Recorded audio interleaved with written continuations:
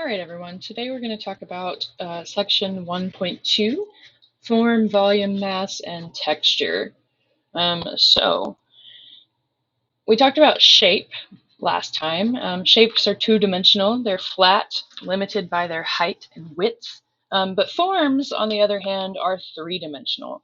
They have height, width, as well as depth, volume, and mass. Generally, form can be experienced with the senses. It's three-dimensional, so it takes up real space. It's tactile, it's tangible. And shapes, or excuse me, like shapes, forms can be either geometric or organic. So geometric forms are made of geometric shapes with regular lines, or in the case of spherical objects, regular curves that can be rotated on an axis.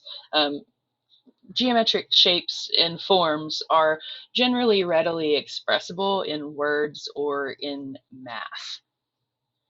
The Pyramid of Khufu of Giza, one of the three great pyramids, is a great example of a geometric form in art.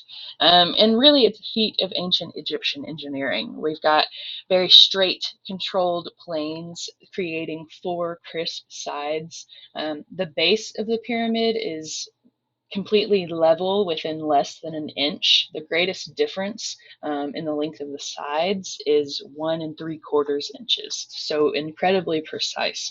There's great emphasis on precision, on precise mathematical proportion, which reflects the ordered culture in which the artists were governed by a set of canons or rules that imposed kind of a strict control over how they worked or the images and forms they could create.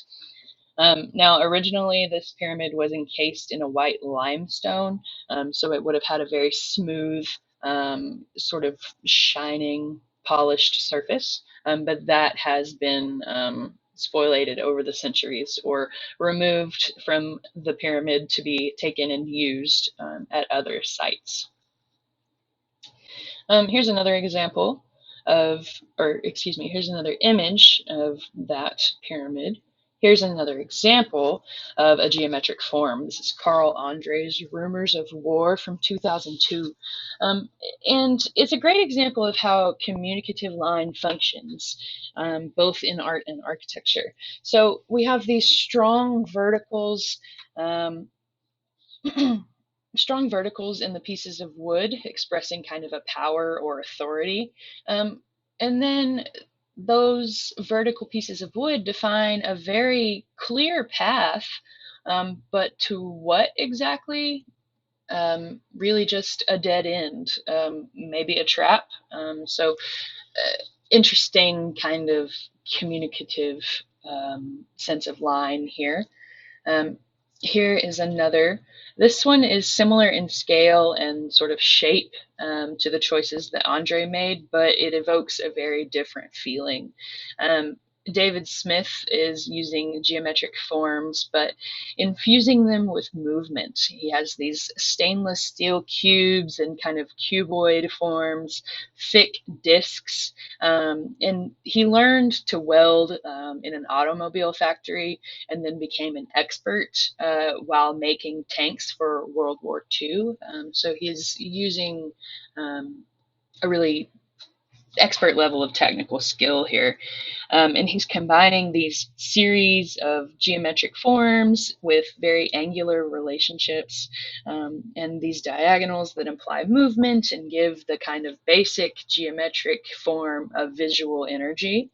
And then he's also kind of juxtaposing the industrial with the natural and organic, or rather the sort of regular and the irregular, the sharp kind of precise corners with the polished surface of the steel, things like that.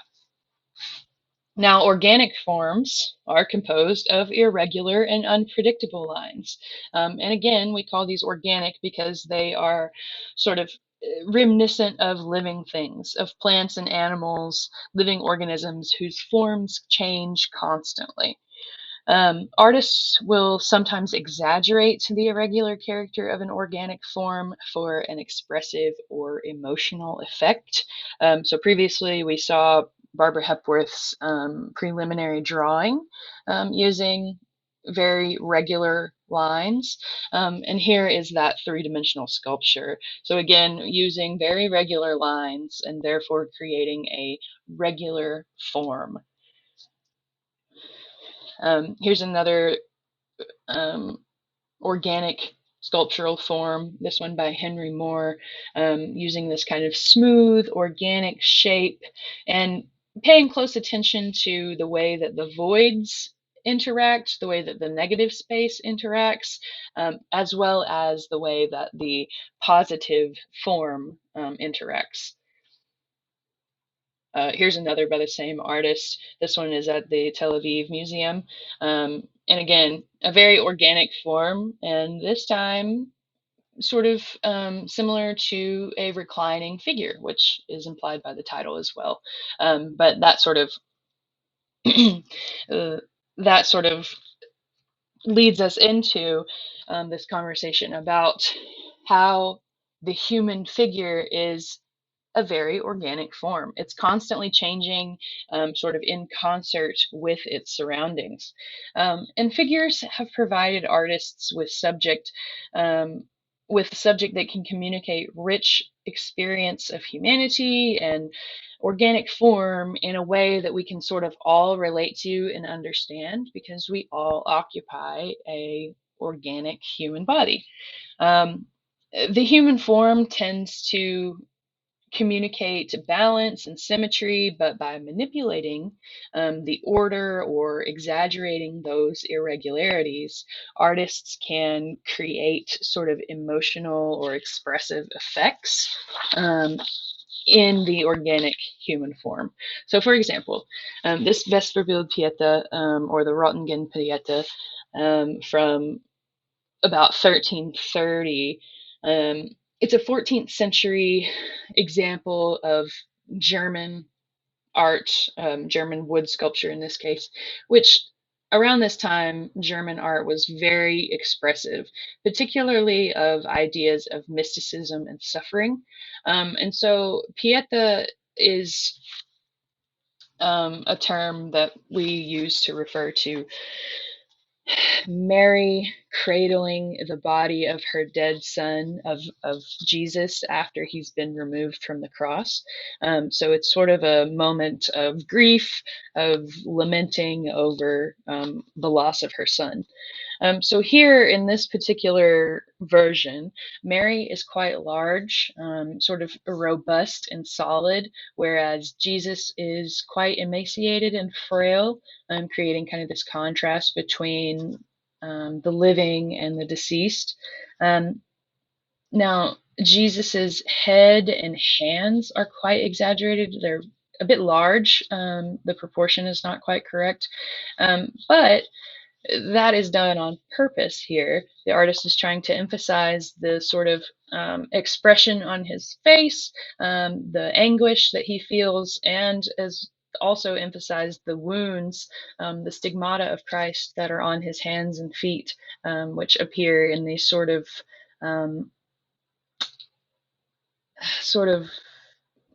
starburst like forms here.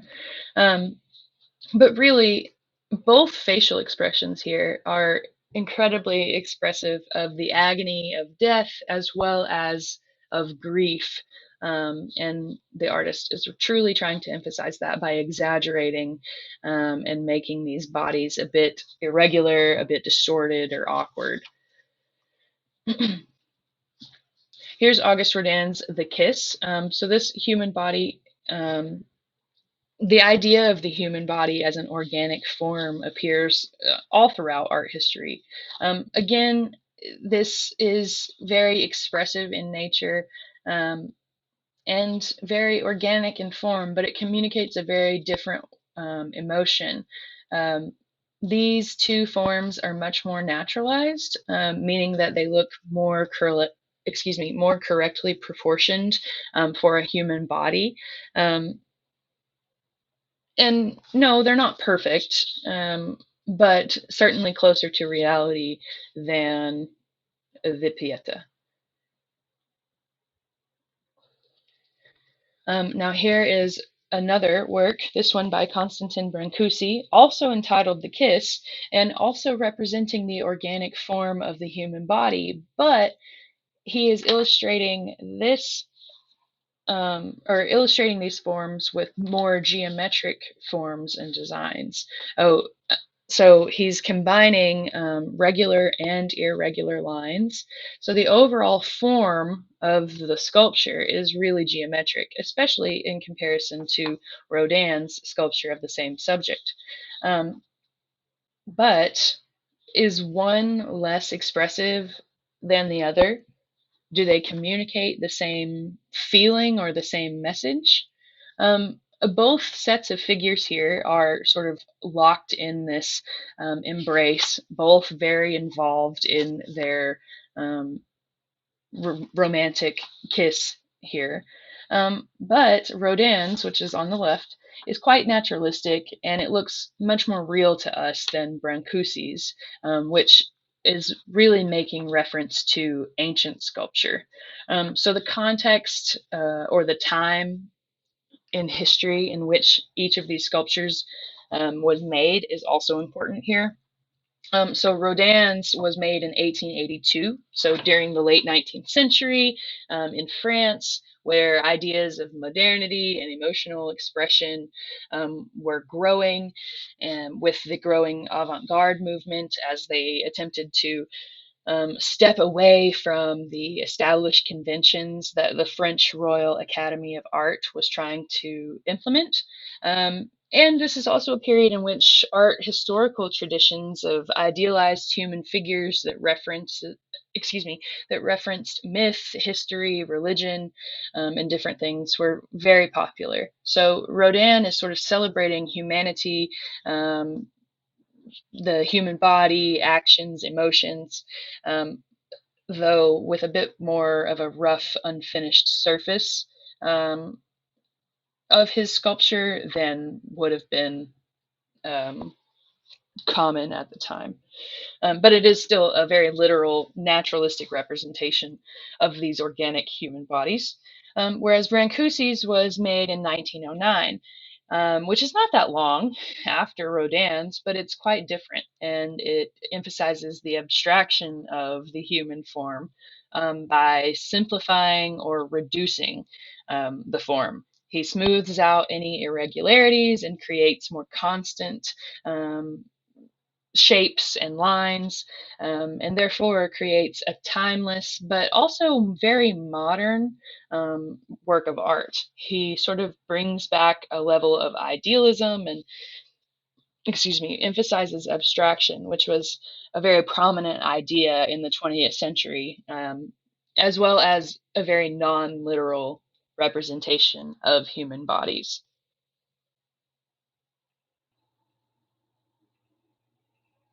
So architecture is most often geometric in form, but here it's kind of warped into an organic form. This is Frank Gehry's Guggenheim Museum in Bilbao, Spain. And especially museum architecture, it's often very classical, meaning that it mimics the styles of architecture from antiquity, so from ancient Rome, for example. So this the Guggenheim here is a very sculptural approach to architecture. Gehry here is combining geometric and organic forms and using different materials for each of them to create contrast. So the city of Bilbao is a shipbuilding center, so you can sort of see um, a reference to the shape of a ship kind of suggested with these flowing forms. And this is kind of a flamboyant building. Now, not all of the space on the inside is used, so some of this is really just for show rather than function. But the year that it was built, the price of titanium had dropped, and shortly after they built it, it went back up. So it was amazing that they really managed to build this at all. It was sort of timing that got them through this.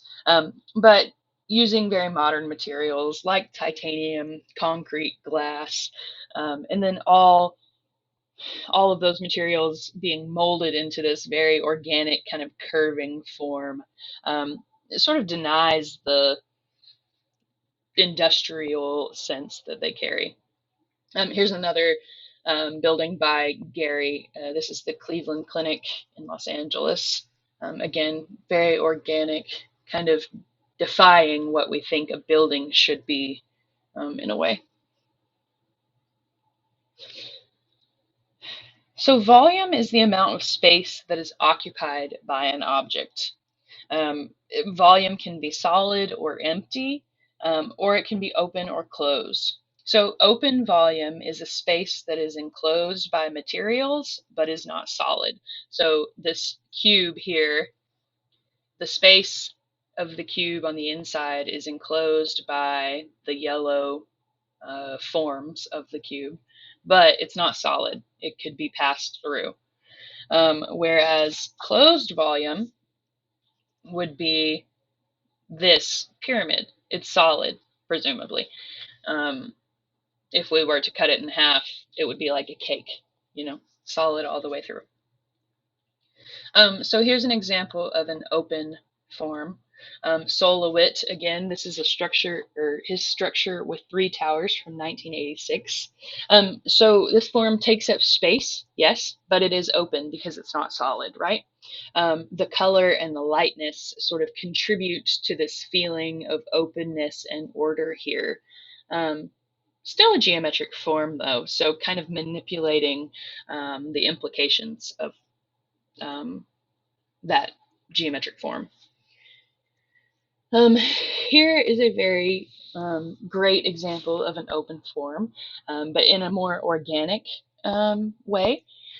This is Ralph Helmick and Stuart Schuster's Ghost Rider of 1994. And so we have all of these individual suspended objects which collectively make a shape, which in this case is an organic form of a human head. So the individual objects are solid, but the overall effect is very sort of ethereal, kind of tenuous. It could be blown by the slightest breeze or bumped by anything, really. So closed forms are the opposite, right? They are impenetrable and, well, closed. They're solid. For example, this colossal Olmec head, created sometime between 1500 and 1300 BCE, is a great example of a closed volume, a closed form. Now, volume that is or that appears to be solid and occupies space, we call that mass. Every substance in existence has mass. Mass suggests physical weight, but it may or may not be actually physically heavy. Sometimes, a lot of the time, actually, mass and weight or mass and form as terms are used interchangeably, but they're not the same, really. Mass is the suggestion of weightiness. A form or an object weighs something, and that is its mass. It's not as difficult as I feel like I'm making it sound. So this work was done over 3,000 years ago, and it's incredibly appropriate for this discussion of closed volume and of mass and weight. It is made of solid volcanic rock, which is called basalt. It's about 8 feet tall, and this was discovered in 1945 at San Lorenzo, Mexico. It's one of 17 colossal heads from 4 different sites in this region, and they're all ranging from about 5 to 12 feet in height, and they all weigh anywhere from about 6 to 25 tons. And so these would have been carved with stone hammers or perhaps wooden drills and other tools. And they all depict males with these kind of fleshy faces, broad noses, heavy brows, kind of deep set almond eyes, and very full, prominent lips.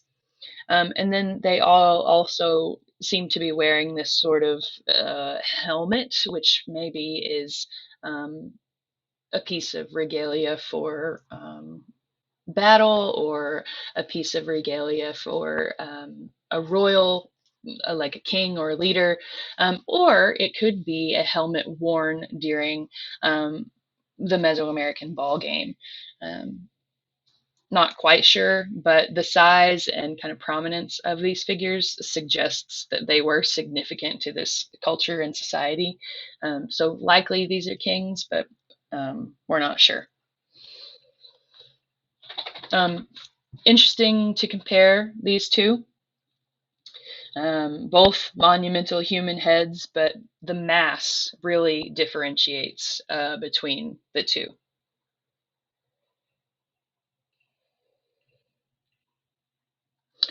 Fernando Botero's sculpture, The Horse from 2008. This is a bronze horse of immense mass, really, and it is a public monument in Mexico.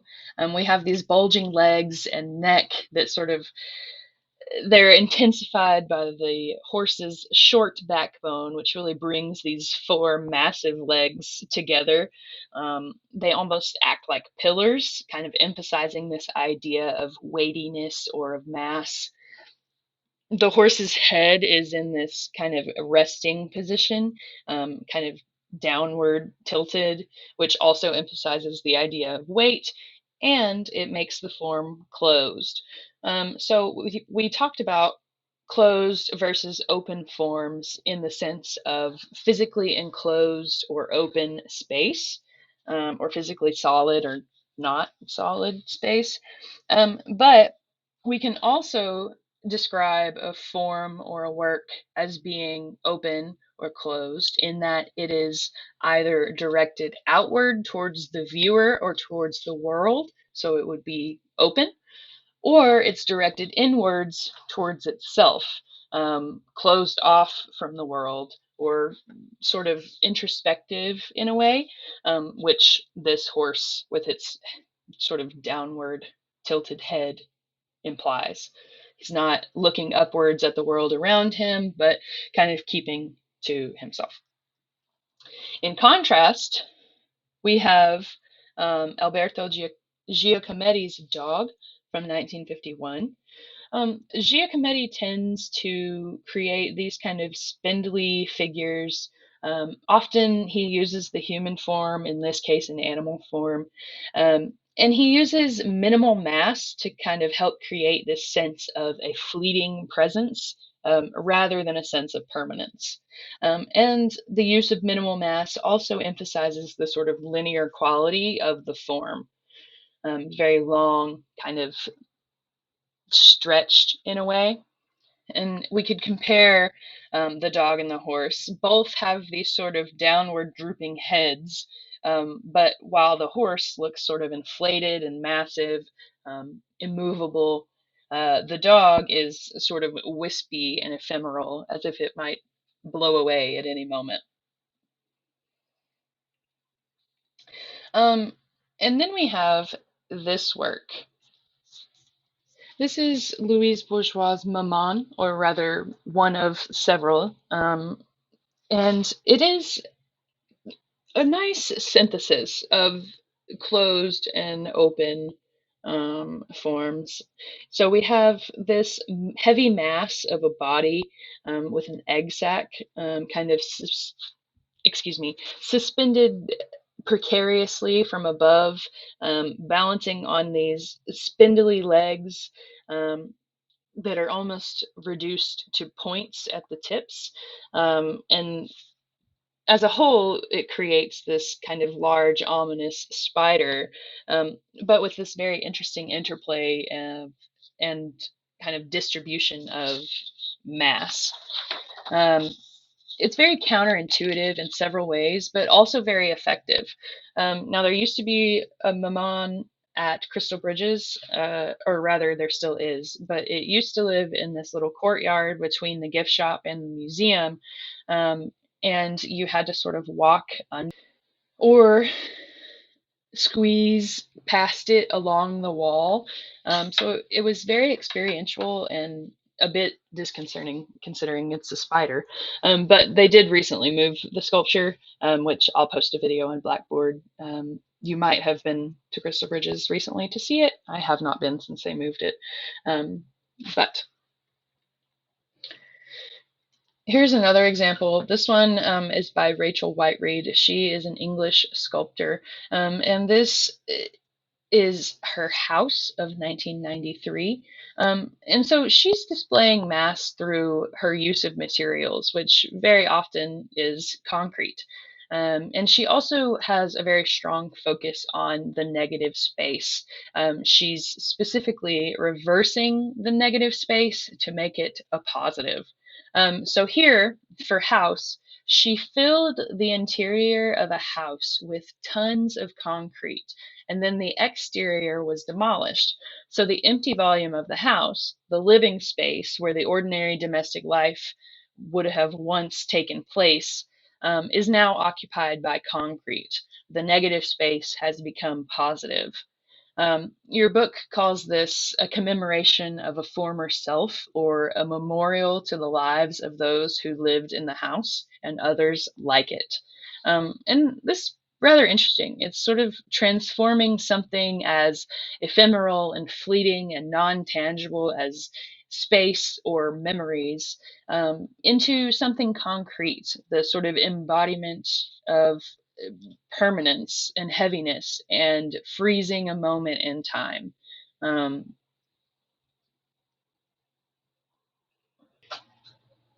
So, an artist who works with three-dimensional forms can choose to create a form either in relief or in the round. And so, generally, this is applied to sculpture, and that's probably the term that I'm going to use most often here, but it could be applied to other three-dimensional form as well. So a sculpture in the round is meant to be seen from all sides. It's freestanding. Um, think of it, a sculpture in the round means you have to move around the sculpture to see all of the elements of the sculpture. Um, our experience of a sculpture is sort of the sum of the various aspects and parts. And so a freestanding sculpture like this requires our effort as a viewer to ensure that we do get all of those various parts. Um, and sculpturing around is honestly hard to recreate in the classroom or in a virtual setting. Photos can only show a viewer one view under a certain light, so we get a very limited impression of what a whole sculpture might be in the round. Um, but sculpture in the round is also sort of vulnerable because it's not engaged or attached to anything, um, but rather stands on its own. Rodin's The Kiss is a great example of sculpture in the round. And with these three photos here, you can see how as you would move around the sculpture within the space, your view or your vision would change. So you're experiencing something different each time. Here's another great example of sculpture in the round. Bernini is sort of the quintessential Baroque architecture and sculpture, which the Baroque was a period in European art history pretty much directly after the Renaissance, in which things were still very classical and refined, but there was a greater emphasis on drama and emotion. And so Bernini here is really emphasizing the sort of three dimensionality or the in the roundness of his works to create a very innovative style of three-dimensional compositions that sort of intrude rather forcefully into the viewer's space. So we're looking here at his David from 1623. And again, with these three sort of successive views, you can see how the view changes as the viewer moves around the sculpture. And the artist is sort of rewarding the viewer for their interaction with the work by constantly changing the different elements of the design and providing new surface textures and changes and angles that enliven the experience. And Bernini here is really trying to capture a dramatic, active moment of a scene. This is the moment in which David is launching his stone towards Goliath, really kind of expending the effort and twisting with his entire body. And so the artist, Bernini, is capturing a single, or rather a sequence of events, a sequence of moments in time into a single sculpture. Um, and he's implying energy and movement and really creating a dynamic figure here by doing so. Here's another example, another work by Bernini that really utilizes the space around it and kind of the three-dimensionality of its form, which we'll talk about this particular sculpture again a bit later. Now we can also have relief sculpture, and relief sculpture is not freestanding, but it projects from a background surface. So it's designed to be viewed from one side only. Um, and such sculpture lasts longer. It's not as vulnerable as freestanding sculpture. And typically, relief is often part of something else, such as tombstones or stela or coins and architecture. So we're looking here at a couple examples. On the left, we have another work by Auguste Rodin, which this was part of a sort of tomb installation, I believe. But the gates of hell, these are doorways that have relief sculpture sort of protruding out from them. And then on the right, we have a carved relief door, and you can see um, the imagery is kind of projecting from the background here, though not quite as far as some of the imagery in Rodin's. But this is a door used and created by the Dogon people in Mali, Africa. So relief sculpture really tends to combine aspects of both two-dimensional and three-dimensional art. Relief is inherently flat and two-dimensional, and so that sort of seems like it would limit the potential visual impact of the sculpture, but sculptors can create pretty dramatic illusions of three-dimensional space within a relief. So here's an example from ancient Egypt, which much of ancient Egyptian art is in low relief, which means the carved subjects or forms project only slightly above the surface. They are not carved very deeply. We also call this bas relief sometimes, but rather they are shallow and minimal.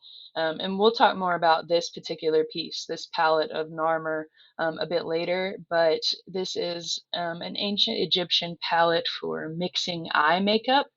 So this sort of sunken central circle here would be where they would have mixed their pigment for their eye makeup. Now, this particular palette was probably ceremonial, meaning that it was probably never used, which is why it's in such great condition. But a great example of Egyptian low relief or bas relief, though sometimes Egyptian artists used sunken relief, which means they didn't clear out all of the space, all of the negative space. So this is, excuse me, this is a stela that shows Akhenaten, the pharaoh, and his wife Nefertiti, and their three daughters, um, which ancient Egyptians were um, very interested in ideas of permanence and consistency, as well as convention and tradition.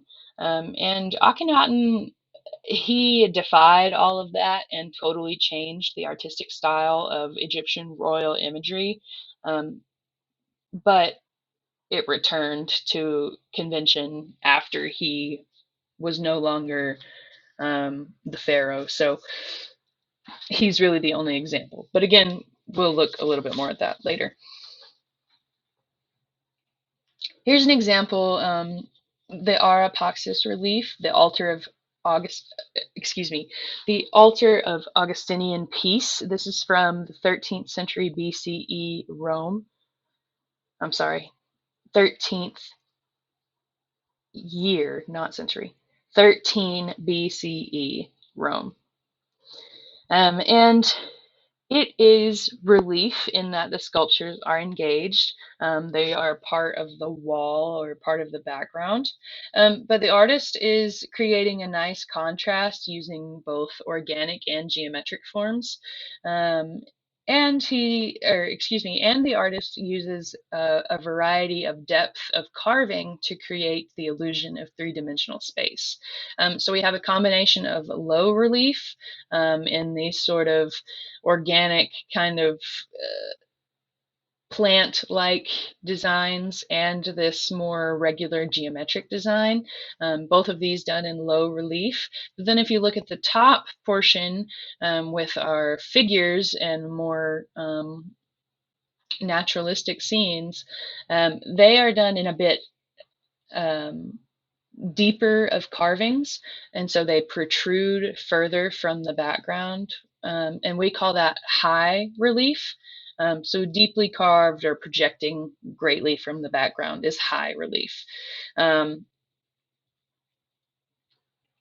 Here is a detail from one of the panels on this altar of Augustinian peace.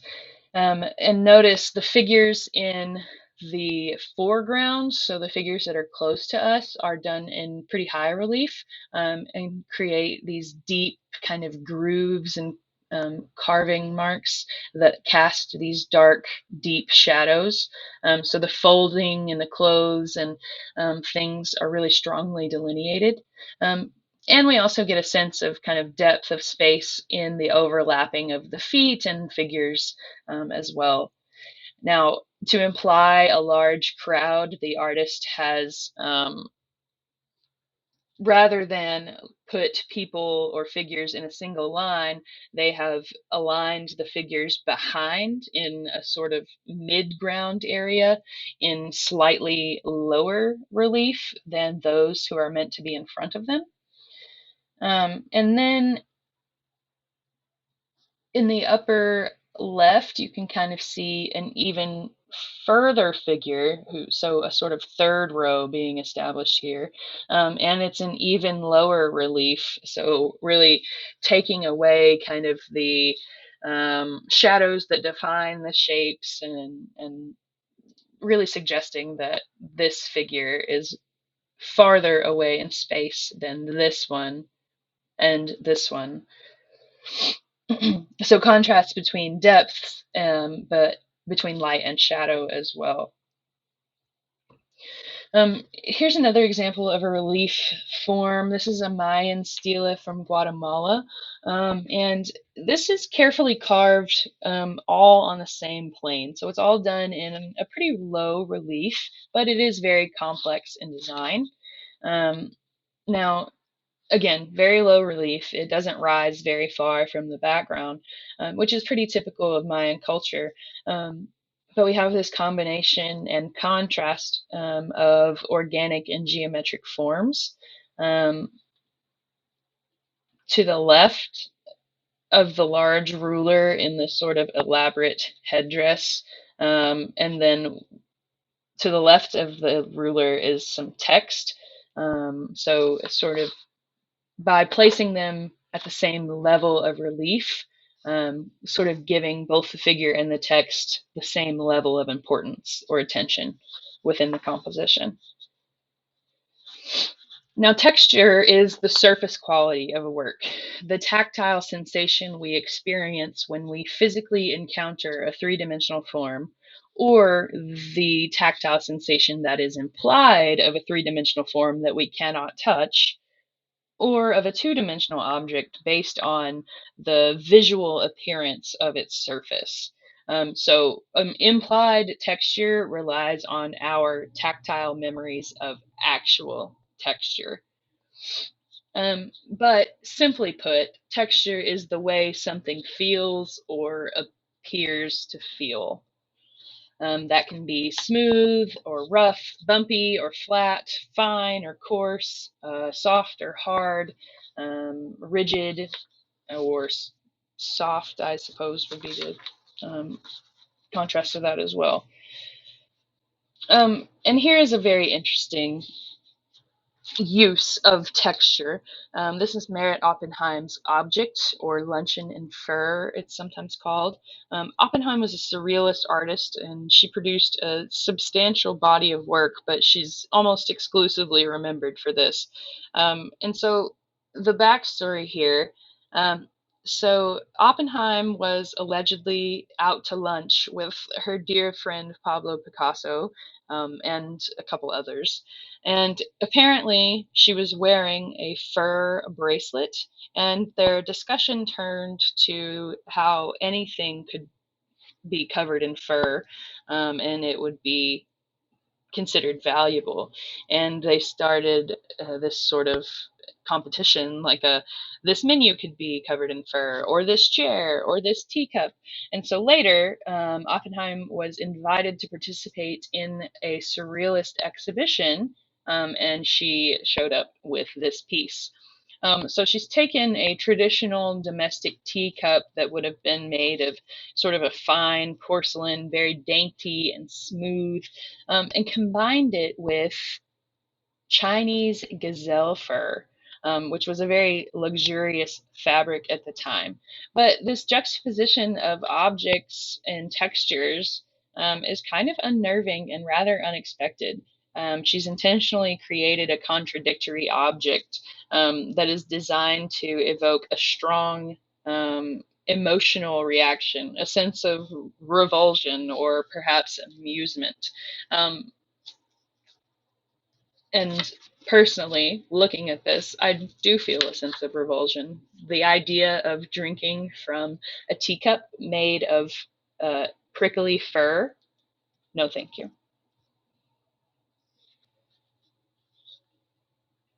Here's another example, sort of similar. This is Mona Hawthorne's Prayer Mat from 1995. The title refers to the small portable rugs that are used for individual prayer by Muslims, who, according to the five pillars of Islam, are required to pray 5 times daily in the direction of Mecca. And that occurs wherever you are. If it's time to pray and you are Muslim, you stop what you're doing and you pray. And so these portable rugs are sort of practical for that. This one in particular, she has embedded a compass in the middle, this sort of white circle here, to help the user orient themselves towards Mecca during prayer. And these are very sort of personal objects. These prayer rugs are prized, and this one appears to be very soft and plush, but when we get up close, it's actually a dense field of brass pins on a canvas backing. So it denies the expectation, and I think sends a message about the use of this object, perhaps. Here's another by Hawthorne. This one is Doormat. It's very similar. An object meant to be inviting, a doormat, and kind of ironically inscribed with the word welcome here, but made of a texture that is quite repelling, even painful and dangerous. This one is made with nails, I believe. So artists tend to use texture to kind of help us see things in new ways and help us rethink our relationship to the world around us. Giacommetti's dog is kind of an interesting example of how artists can also use texture to evoke emotions or send messages. He uses this highly eroded surface to kind of heighten emotional impact. Klaus Oldenburg's Soft Toilet of 1966. Oldenburg is a pop artist. He was very interested in how everyday mass culture items, no matter how quote unquote insignificant they are, express truths about modern life. And so he takes this traditionally factory produced object, a porcelain toilet, which is a sort of clean, austere symbol of modern hygiene. And he transforms it into a very rough, hand sewn, stuffed vinyl object that hangs on this sort of metal support. So it really shows how a change of texture can render an object completely useless. And it's kind of humorous as well because this limp, droopy form is kind of evocative of an aging human body. And it has a sort of personality and drama of its own, which Oldenburg was very interested in transforming everyday, mundane items into something, well, something that made commentary on everyday life. He says, the ordinary must not be dull, but be made excruciatingly banal. Now, artists, two-dimensional artists, painters specifically in this case, will sometimes develop a very rich tactile surface on their canvases. And the example there would probably be Van Gogh with his very thick impasto-like strokes. But on the other hand, artists can also use very tiny brush strokes to create a smooth canvas or paint surface, and emphasize the implied texture of the objects and surfaces that they are depicting with paint. For example, this work by Jean Vanek, the Arnolfini portrait, which we'll look at a bit more closely later in the semester, the implied textures of all of these different objects and fabrics is rather impressive. You can see the clothing of the two figures. They're wearing fur, this sort of velvety fabric, both of which are very luxurious. And that sort of allows the viewer to imagine the soft, rich texture that those fabrics would have on the body. And then we also have this little wiry haired dog, as well as other luxurious fabrics on the bed, and even the implied surface texture of the metal here, this kind of gleam, is rather impressive. Northern Renaissance artists like Jean Vanek were quite known for their visual texture and their high levels of detail. And then Andrew Wyatt is a contemporary American painter who is also a master of this. This is a picture from his Helga series, and it looks like a photograph when you first look, but it is not. It is a painting.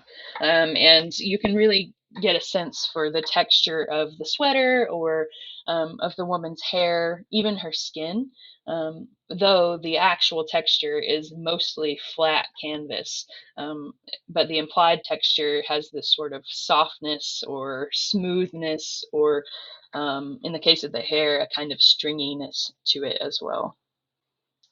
And that brings us to the end of 1.2. So we will talk again on 1.3.